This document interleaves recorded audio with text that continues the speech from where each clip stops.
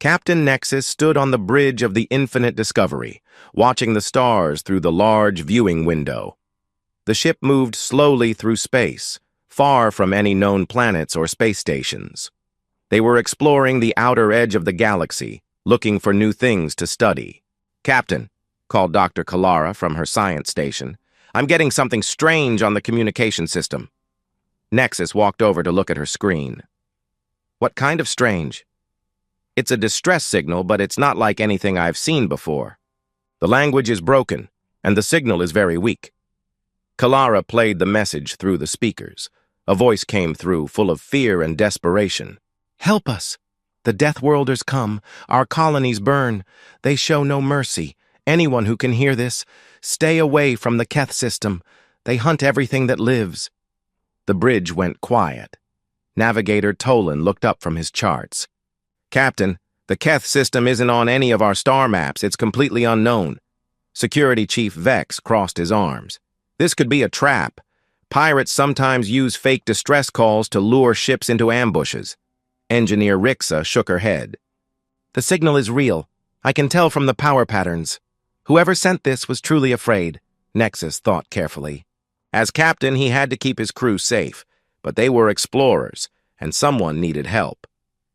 "Dr. Kalara, how old is this signal?" "Based on the decay rate, I'd say it was sent about 3 days ago. But Captain, there's something else. The signal contains coordinates, and it's still broadcasting. That means either someone is still alive, or the system is set to repeat automatically."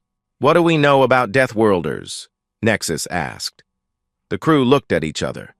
Nobody had heard the term before. "Nothing in our databases," Tolan said after checking his computer. "But the word itself suggests something dangerous.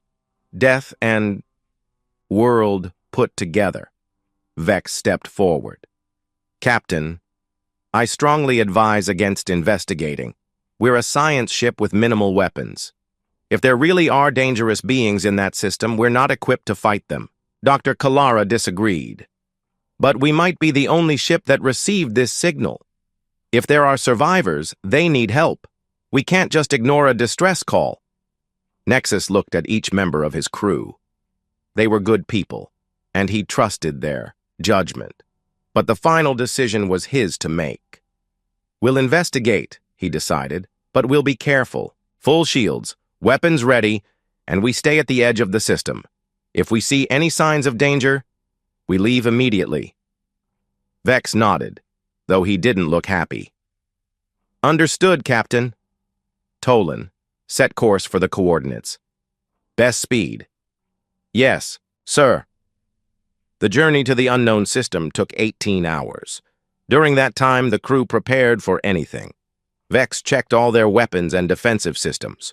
Rixa made sure the engines were running perfectly in case they needed to escape. Quickly, Dr. Kalara studied the distress signal, trying to learn more about who sent it. "The language patterns suggest a species we've never met before," she reported. "But they've learned enough galactic standard to communicate. That means they've had contact with other civilizations." "Any luck identifying their technology?" Nexus asked. "Some of it matches known designs, but there are elements I don't recognize. They might be a trading species that uses technology from many different worlds." As they approached the Keth system, Tolan announced, "We're dropping out of faster-than-light travel in 30 seconds. The crew took their positions. Everyone was nervous, but they tried not to show it. "Coming out of FTL now," Tolan said. The stars stopped streaking past the windows, and they found themselves at the edge of an unknown solar system. What they saw made everyone gasp. "By the cosmic depths," whispered Dr. Kalara. The system was completely dark. The star at its center was barely glowing, giving off almost no light. But that wasn't the strangest part. Floating in space around them were the broken pieces of dozens of spaceships. "Sensors are picking up debris from at least 40 different vessels," Rixa reported. "Some of the pieces are huge." Vex studied his security screens. "These aren't just any ships. I'm seeing designs from the Harmonite Collective, the Bracton Empire, even some Void Whisperer cult vessels. What could destroy ships from all these different species?"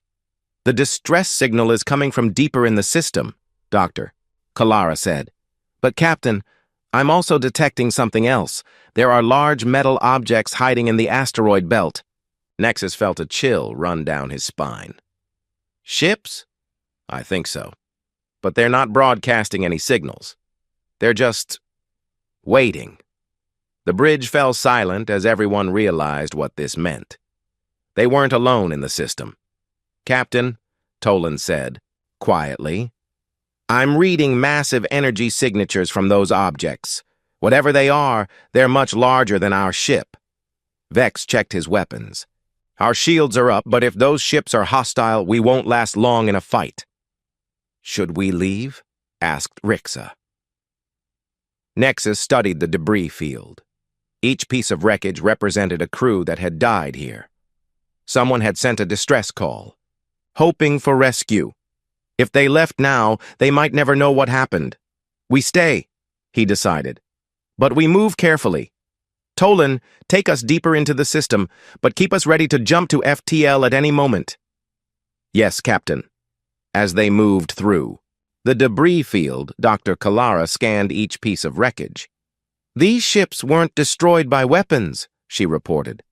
They were disabled. Someone wanted to board them. Pirates? Suggested Vex. No.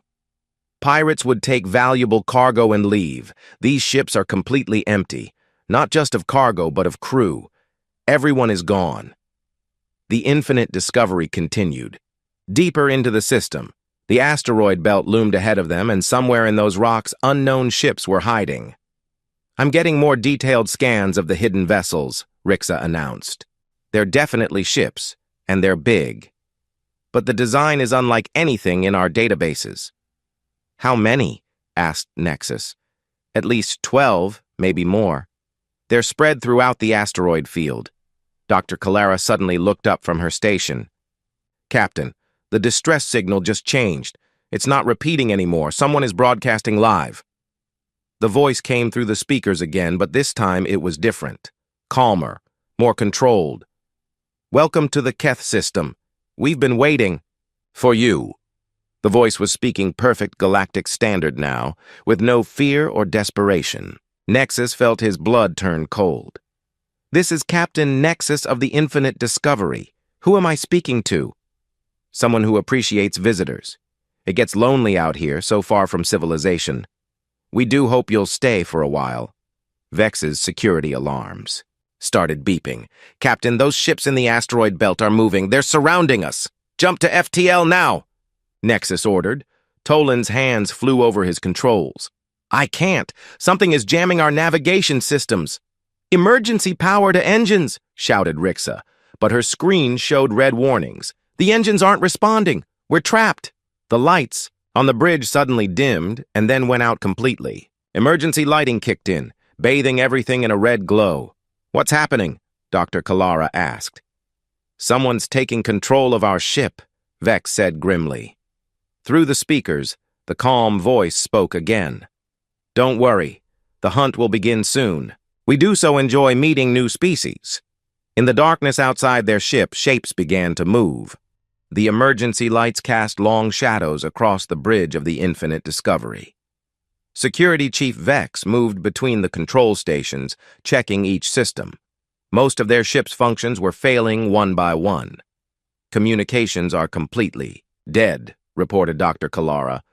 Whatever is jamming us is very powerful. Captain Nexus tried to stay calm, but he could see the fear in his crew's eyes. Vex, what's our defensive status? Shields are holding at 60%, but they're dropping. Slowly.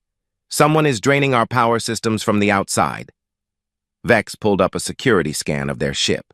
No signs of boarding yet, but I'm detecting movement around our hull. Navigator Tolan was working frantically at his station. I'm trying to break free from the jamming, but it's like nothing I've ever seen. They're not just blocking our signals. They're learning from them. What do you mean? Asked Nexus. Every time I try a new frequency, the jamming adapts within seconds. It's as if they've seen our technology before and know exactly how to counter it. Engineer Rixa was crawling under her control panel, checking manual connections. The power Drain is getting worse. At this rate, we'll lose life support in 6 hours. Dr. Kalara was studying the debris field around them through the sensors that still worked. Captain, I've identified more of the destroyed ships. There's a Harmonite research vessel, 3 Bracton war cruisers, and what looks like a Void Whisperer, meditation ship. That's impossible, said Vex. Those species hate each other. What would bring them all to the same place? The same thing that brought us here, Kalara replied quietly. A distress call. The realization hit the crew like a cold wave. They weren't the first to respond to a call for help.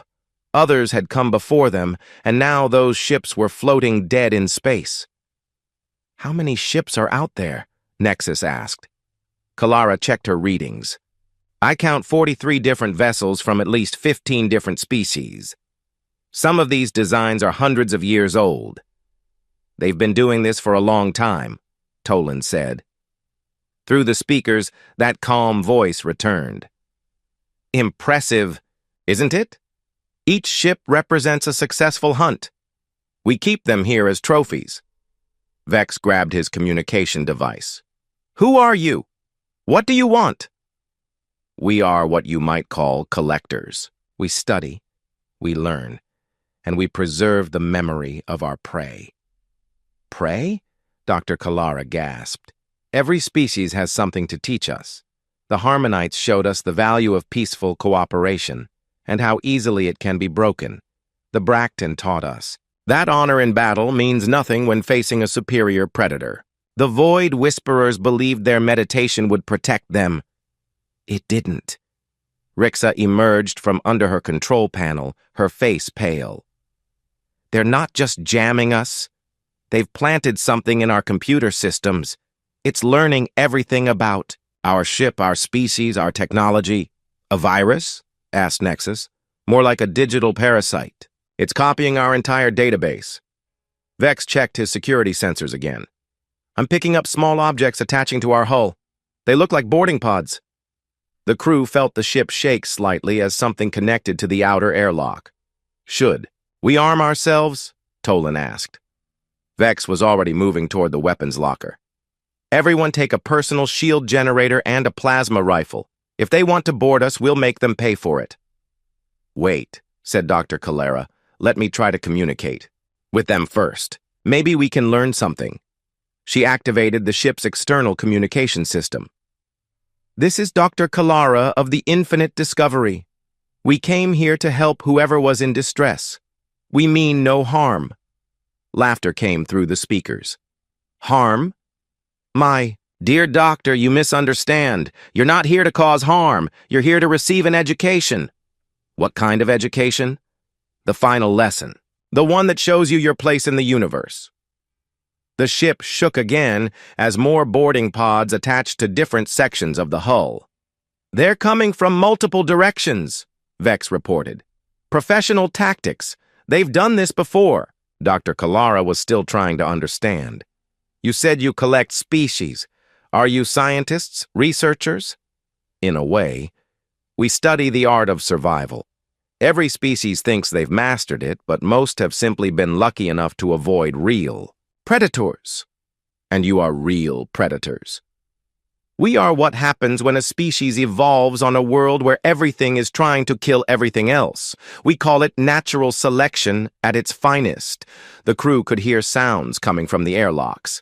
Now, metal cutting through metal. Their visitors were forcing their way in.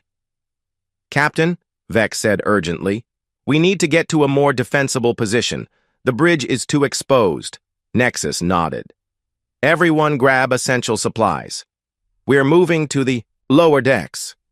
As they gathered their equipment, Dr. Kalara made one more attempt at communication. If you're truly intelligent beings, then you must understand that cooperation is better than predation. Species working together have achieved more than any single predator ever could. Silence from the speakers for a moment. Then the voice returned, sounding amused. Doctor, we've heard that argument from 14 different species. Would you like to know what we learned from testing that theory? What? Cooperation only works when there's nothing better at hunting than anything else in the area. Remove that condition, and cooperation becomes just another word for easier to catch in groups. The lights went out completely. Even the emergency lighting failed. The crew found themselves in total darkness. "They've cut our main power," Rixa whispered. In the darkness, they could hear the airlocks opening.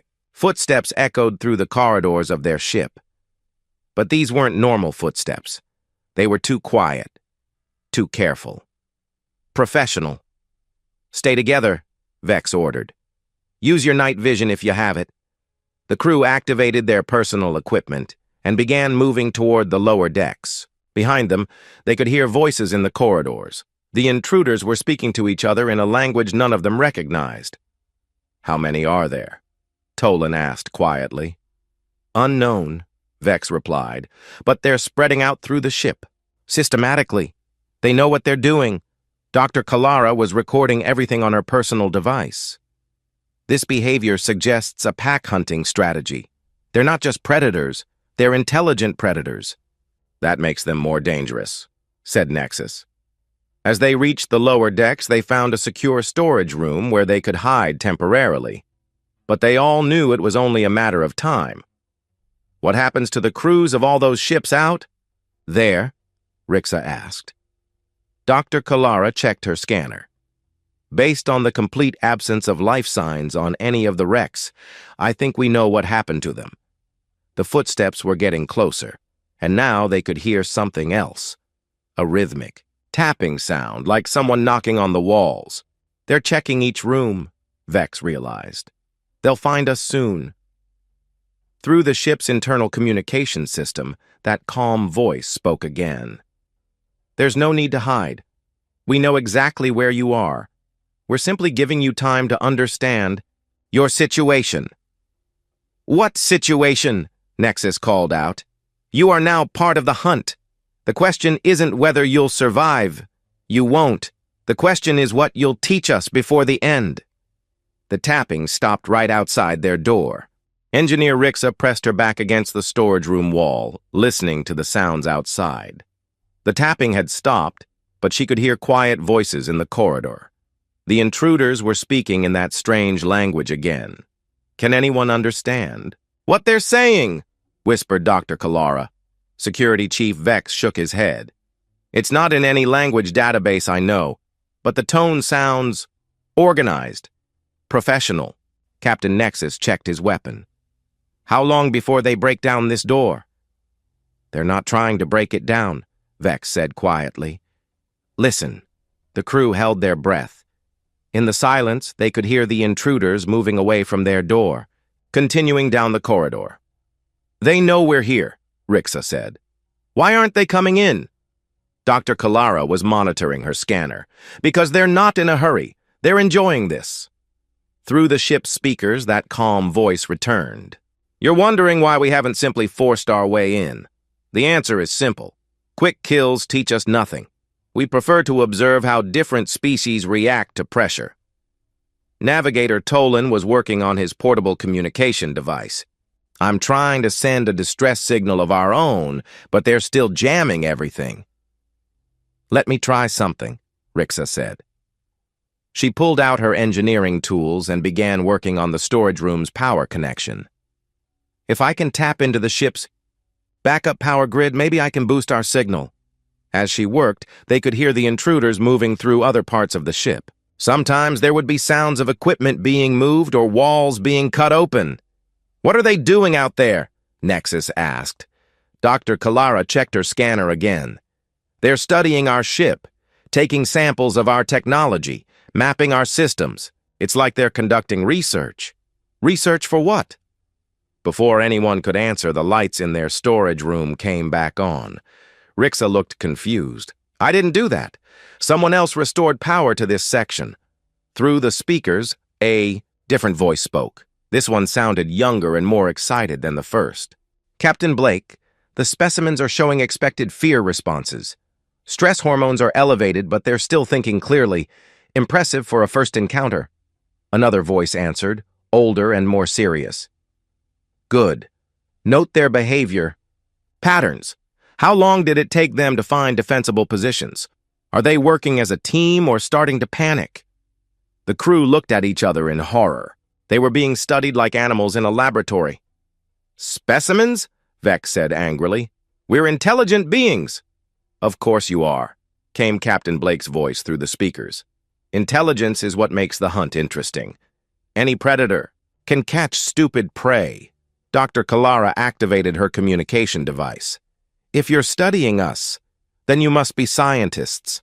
Scientists value knowledge and discovery. Surely you can understand that killing us serves no scientific purpose.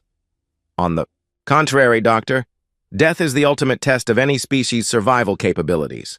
Everything else is just theory, the younger voice spoke again. The female is attempting to reason with us. Classic deflection behavior. Should we respond to her arguments? Let her try, Blake replied. It will give us data on their communication, strategies.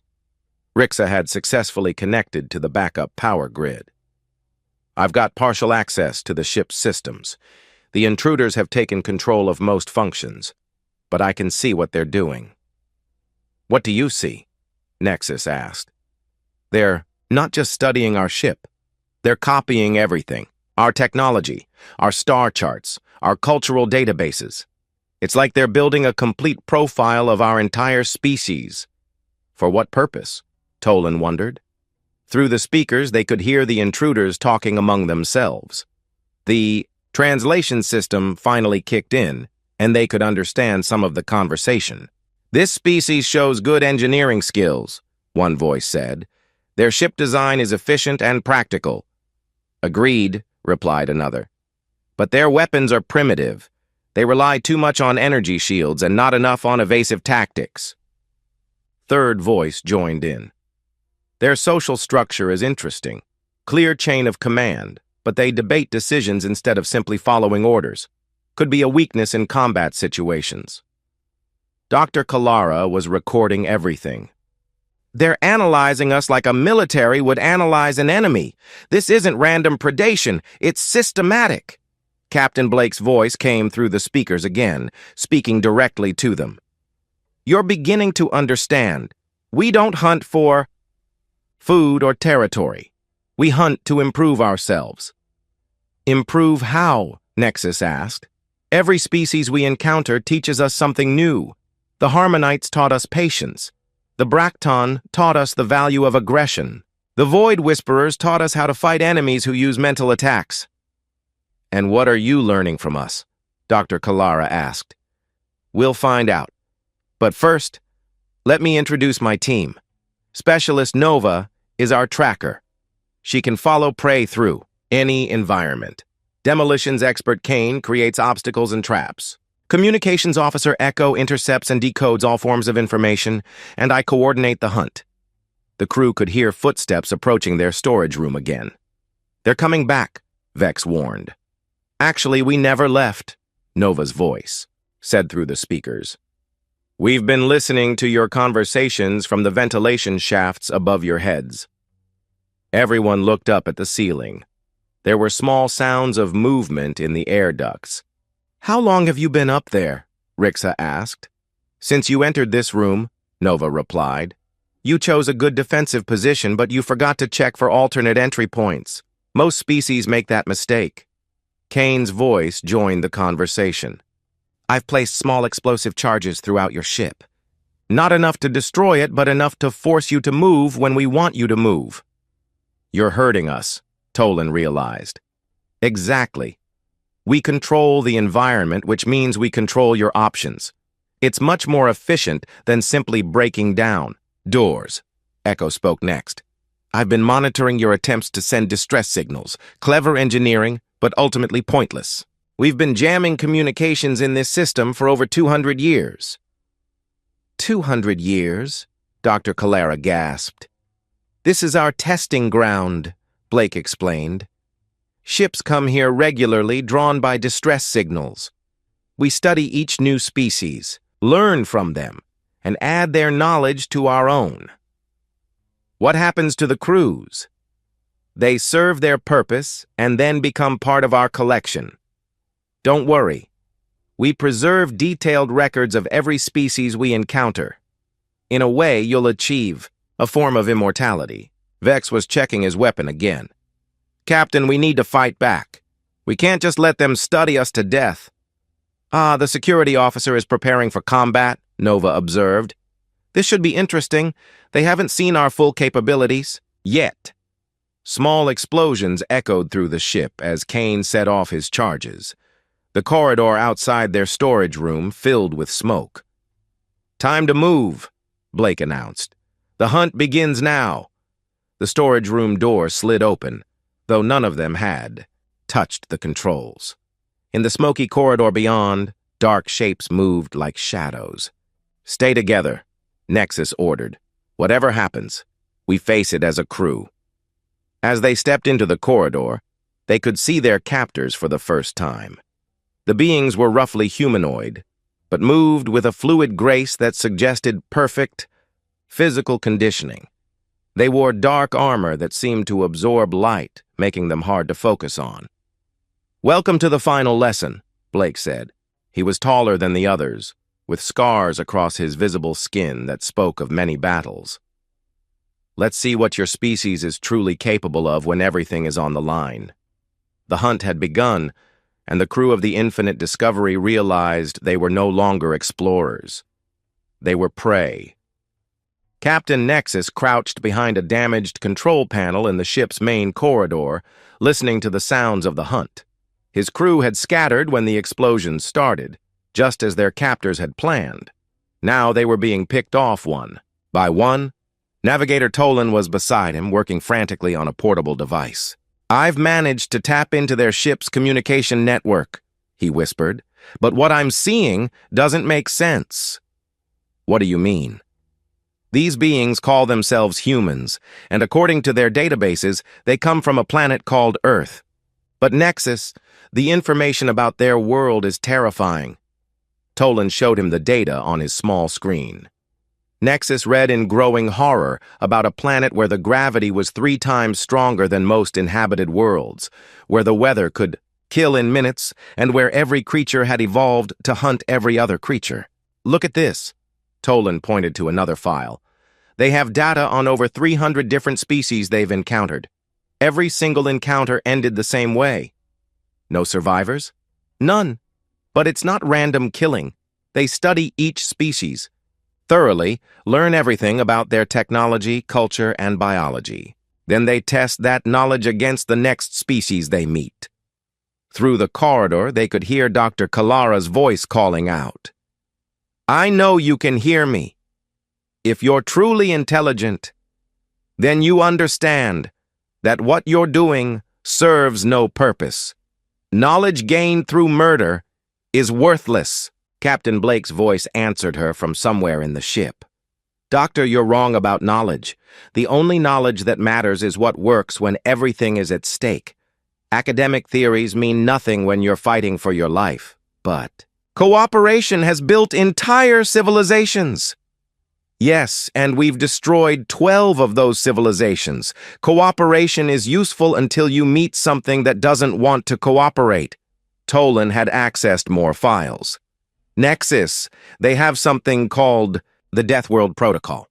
It's their master plan." "What kind of plan?" "They're mapping the entire galaxy, every major civilization, every trade route, every military installation. They're preparing for something they call the final hunt." Nexus felt his blood turn cold. "How many civilizations are we talking about?" "According to this, over 2,000 inhabited systems. The Galactic Council, the Trade Federations, the independent colonies, they have detailed invasion plans for all of them." The sound of weapons fire echoed through the ship. Someone was fighting back. "That's Vex," Nexus said. "We need to help him." But as they started to move, a new voice spoke through the ship's communication system. This voice was older and carried absolute authority. "Captain Blake, this is Admiral Cross. Status report." "Admiral, we're conducting field tests on the latest specimens. Initial results are promising." "Good. How do they compare to the Bracton warriors?" "Similar courage, but better tactical thinking. Their engineer managed to breach our communication network. That shows impressive technical skills." Note that in their file. When we encounter more of their species, we'll know to expect skilled technicians. Tolan gripped Nexus's arm. They're not just hunting us. They're gathering intelligence for future invasions. The Admiral continued speaking. Blake, I'm sending you new target coordinates. 3 more distress signals have been detected in nearby systems. We want to test our new weapon designs. Understood, sir. What about the specimens here? Complete the study, then proceed to the next hunt. The Council has announced new defensive measures. We need to stay ahead of their preparations. Dr. Calara's voice came through the speakers again, but now she sounded different, angry. You're talking about genocide, entire civilizations. Admiral Cross himself answered her. Doctor, we prefer to think of it as evolution in action. The strong survive, the weak don't. We're simply removing the weak. By that logic, any species with superior technology could destroy you. True. And if such a species exists, we welcome the challenge. That's how we improve. Tolan had been studying more files while listening to the conversation. Nexus, I found something important. These humans aren't just hunters. They're from a world so dangerous that everything there evolved to be a perfect killer. What do you mean? Their planet has predators that hunt in packs, environmental conditions that change without warning, and natural disasters that happen regularly. Every human alive is descended from beings that survived all of that, so they're naturally adapted for survival. More than that, they've turned survival into an art form. They don't just want to live. They want to prove they're the ultimate survivors by defeating everything else. The sound of weapons fire stopped suddenly. The ship became quiet. Vex? Nexus called out softly. No answer. Captain Blake's voice filled the silence. Security Chief Vex fought well. He eliminated 2 of our team members before we stopped him. We'll add his combat data to our files on defensive tactics. Dr. Calara's voice was much quieter now. You killed him. We tested him. He failed the test. This isn't testing. This is murder. Doctor, let me explain something about our world. On Earth, every day is a test. The weather tests you, the animals test you, the environment tests you. Those who pass the tests live. Those who fail die. We've simply expanded that principle to include other species. Engineer Rixa's voice came through the communication system. She sounded like she was running. They're not just predators. I've accessed their technical databases. They've taken technology from every species they've hunted and improved it. Their weapons, their ships, their tactics, everything is stolen and modified. Not stolen, Blake corrected. Inherited. When a species fails our tests, we take responsibility for their legacy. We make sure their knowledge isn't wasted. Tolan showed Nexus another file. Look at this. They call it the Trophy Archive. They keep detailed records of every species they've hunted, including biological samples. For what? They're studying evolution itself. They want to understand what makes some species successful and others not. Then they apply those lessons to themselves. Admiral Cross spoke again. Blake, I'm reading your progress reports. The specimens are lasting longer than expected. Is there a problem? No, sir. This species shows interesting resilience. They're adapting to our tactics faster than most. Good. That means they'll provide valuable data. Make sure to document their adaptation methods. Dr. Calara had found her way to their position. She crawled behind the control panel, breathing hard. They're not hunting us, she gasped. They're experimenting on us. What do you mean? Nexus asked. I've been watching their behavior. They could have killed us all in the first 5 minutes, but they're not trying to. They're testing different approaches to see how we respond. Like a laboratory experiment? Exactly. They want to know how our species reacts to different types of pressure. Fear, isolation, direct confrontation, psychological warfare. They're trying everything. Tolan had accessed one final file. Nexus, you need to see this. It's their ultimate goal. The file was labeled Galactic Supremacy Project. Inside were detailed plans for invading every major civilization in the galaxy, starting with the weakest and working up to the strongest. They're not just hunting for sport, Tolan said. They're preparing to take over everything. Through the speakers, Admiral Cross delivered the final piece of their plan. Blake, when you finish with these specimens, you'll join the main fleet. We're ready to begin the next phase. The Galactic Council's defenses are weaker than expected. How? Long until the final hunt begins? 6 months. By then, we'll have tested our methods against enough species to be certain of success. Dr. Kalara looked at the data in horror. 6 months until they attack everyone. Unless someone stops them, Nexus said grimly. But as the sounds of the hunt grew closer, they all realized the same terrible truth. They were trapped on a dead ship in an empty system with no way to warn anyone. The humans had planned everything perfectly. The galaxy had no idea what was coming. The cargo bay of the Infinite Discovery had become a prison. Captain Nexus, Navigator Tolan, Dr. Kalara, and Engineer Rixa stood in the center of the large room, surrounded by the human hunters. Emergency lights cast eerie shadows on the walls, and the broken debris of their ship's systems lay scattered around them. Captain Blake stood before them, no longer hiding in the shadows. He was tall and lean, with scars covering his arms and face. His dark armor bore marks from many battles, and his eyes held the cold intelligence of a perfect predator. "Congratulations," Blake said calmly. "You've survived longer than most species. Your adaptability is impressive." Dr. Kalara stepped forward, her hands shaking but her voice steady. "You don't have to do this. We've shown you that cooperation works. Our species could learn from each other." Blake smiled, but there was no warmth in it.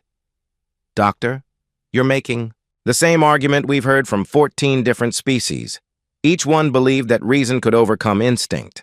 And each time, you proved them wrong by choosing violence. We didn't choose violence. Violence chose us. Our entire evolution was shaped by a world that tried to kill us every single day. We became what we are because anything else would have died." Specialist Nova emerged from behind a cargo container. She moved like flowing water, every step perfectly balanced. "The female still believes words can save them," she reported to Blake. "Standard prey behavior. They always try negotiation. First, what did you learn from observing them?" Blake asked. "They work well as a team. Good problem-solving skills. The engineer is particularly clever. She broke through 3 layers of our security systems." Engineer Rixa glared at her. "If you wanted to learn about cooperation, you could have simply asked. We would have shared our knowledge freely." Demolitions. Expert Kane laughed from his position near the door. "Share knowledge with predators? That would be evolutionary suicide." "You're not predators," Tolan said angrily. "You're just killers with fancy technology." Blake walked closer to him. "Navigator, let me tell you about our homeworld. Earth has storms that can tear apart buildings, temperatures that swing from burning to freezing in hours, and natural disasters that happen without warning. Every animal there evolved to hunt, hide, or fight. Cooperation only works when everyone agrees to cooperate. But civilizations are built on cooperation. Yes, and civilizations are what we hunt. Your peaceful societies work because you've eliminated the pressures that forge real strength. You've made yourselves soft." Communications Officer Echo spoke from her monitoring station. "Captain Blake, I've finished analyzing their cultural databases. This species has eliminated war from their society for over 300 years. How? Diplomacy, trade agreements, and resource sharing. They've created a stable society where conflict is resolved through discussion." Blake nodded. "Interesting. And how well has that prepared them for facing a species that doesn't want to discuss anything?" "Not well. Their military forces are designed for peacekeeping, not warfare." Dr. Kalara tried one more time. If you destroy us, you'll learn nothing new. But if you let us live, we could teach you things about peace that your violent world never could.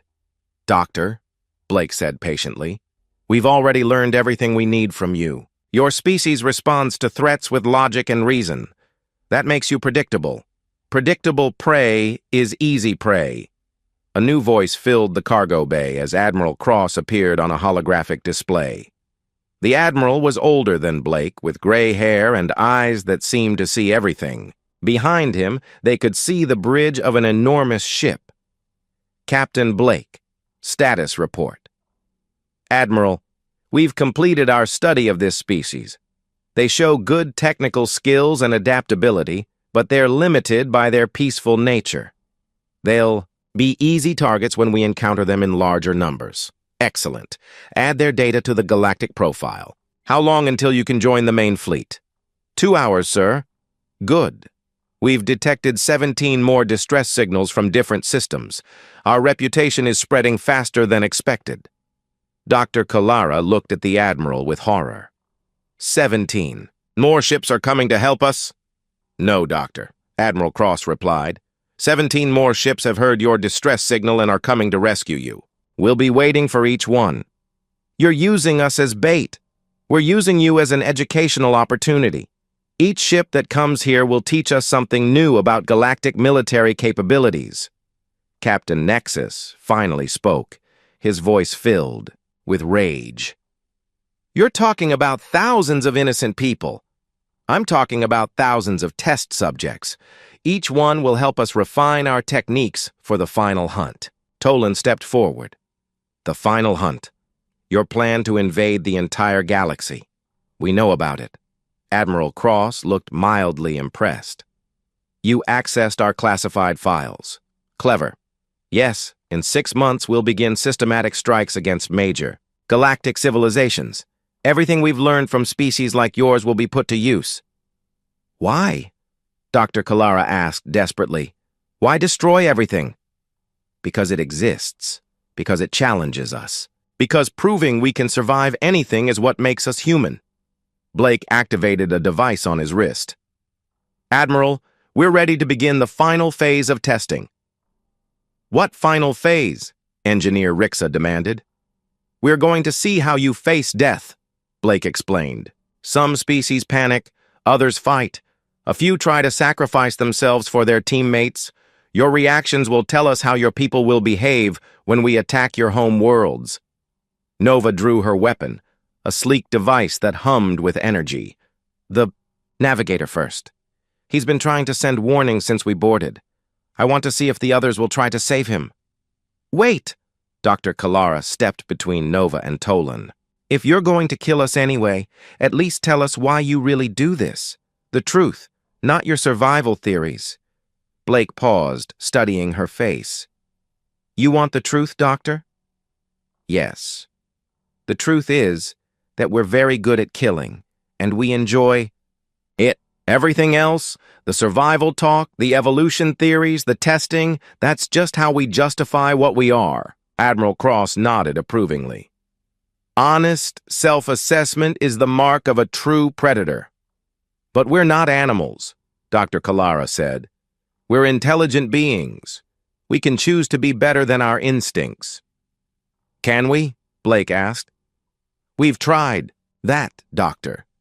On Earth, we created laws and governments and peace treaties. But underneath all of that civilization, we were still what we are. Eventually, we stopped pretending and embraced our nature. Kane was setting up equipment around the cargo bay. Charges are ready, Captain. When we're done here, there won't be any evidence left. Good. Echo, are you recording everything? Yes, sir. All behavioral data is being transmitted to the main fleet.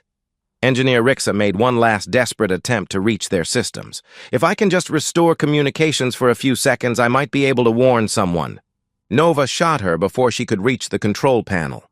Rixa collapsed, her eyes wide with shock. 3 left, Blake observed. Doctor, your species shows strong emotional bonds. How will losing your engineer affect your performance? Dr. Kalara knelt beside Rixa, tears streaming down her face. she was trying to save people she'll never meet. That's what cooperation really means. And it got her killed. Which proves our point. Tolan was backing toward the wall, his hands raised. You've won. You've proven you're stronger. Isn't that enough? Navigator, strength isn't proven by winning. It's proven by continuing to win. That requires constant testing against new challenges. Admiral Cross spoke from his hologram. Blake, finish the demonstration. The main fleet is waiting. Captain Nexus drew himself up to his full height. Before you kill us, I want you to know something. You think you're perfect predators, but you've made a mistake. What mistake? You've let us see who you really are, and somewhere someone will figure out how to stop you. Blake aimed his weapon at Nexus. Captain, in 200 years of hunting, no species has ever stopped us. What makes you think yours will be different? Because we know you exist now, and knowledge is the one thing you can't kill. Actually, we can. When we eliminate every member of a species, their knowledge dies with them. Nexus smiled grimly. Unless someone escapes to tell others. No one escapes. We'll see. The weapon fired, and Captain Nexus fell. Dr. Kalara and Tolan were alone now, surrounded by beings who had turned killing into an art form. 2 left, Nova announced. Dr. Kalara looked up at Admiral Cross. You're making a mistake. The galaxy is bigger than you think. Somewhere out there is a species that will be stronger than you. Perhaps. And when we meet them, it will be the greatest hunt of all. Blake raised his weapon again. Doctor, any final words for our records? Yes. Remember that you chose this.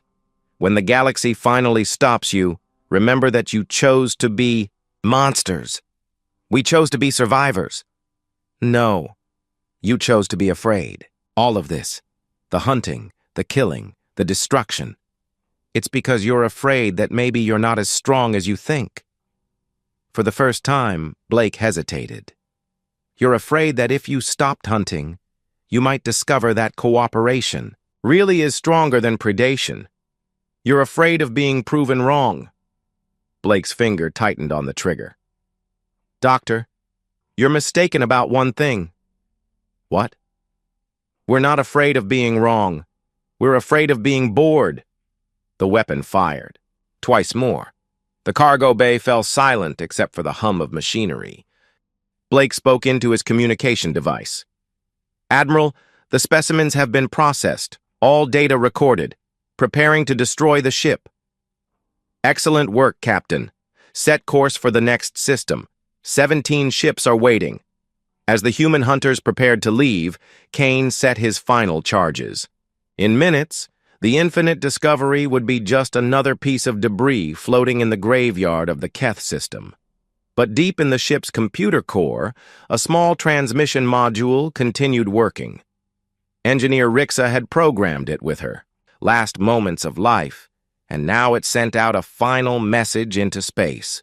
The message was simple. They call themselves humans. They hunt for sport. The galaxy must know. The galaxy must prepare. The transmission was weak and would take years to reach anyone, but it carried the one thing the hunters had tried to destroy: the truth. In the darkness of space, the human fleet moved toward 17 new hunting grounds, unaware that their perfect record was about to be broken by the last gift of their final victim.